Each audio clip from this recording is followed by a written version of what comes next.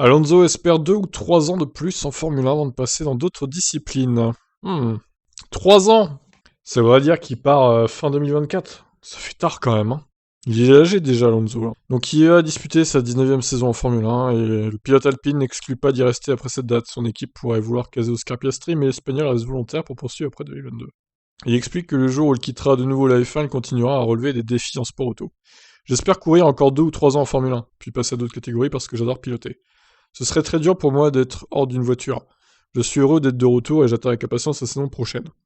J'ai été absent de la F1 pendant 2 ans, mais j'ai participé au WEC, j'ai fait du rallye Dakar, j'ai toujours eu un volant dans les mains, donc je ne suis pas resté immobile. Rien n'avait changé en revenant, la F1 est un monde tellement petit où ce sont toujours les mêmes personnes, ça ne change pas beaucoup. Il admet que l'âge pèse un peu, mais pas sur le plan physique, il explique surtout avoir besoin de se mettre au niveau sur le plan technologique. Quand vous êtes assez vieux, c'est difficile, les premières courses de mon retour j'ai eu du mal. Le côté technique de la F1 évolue très vite, parce que dans les autres catégories, les voitures sont beaucoup plus basiques. En F1, vous avez beaucoup d'électronique, d'aérodynamique, un autre langage avec l'équipe.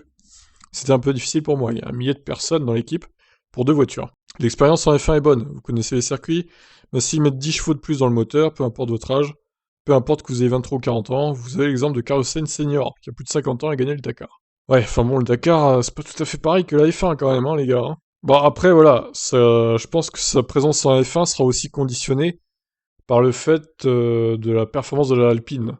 Si l'Alpine est nulle, qui rate complètement leur voiture en 2022, je crois qu'Alonso il fera pas plus de 2 ans. Hein. Voire peut-être un départ fin 2022 si vraiment elle est les dernières quoi. Bon, je pense pas, mais bon, on sait jamais, hein, on sait jamais.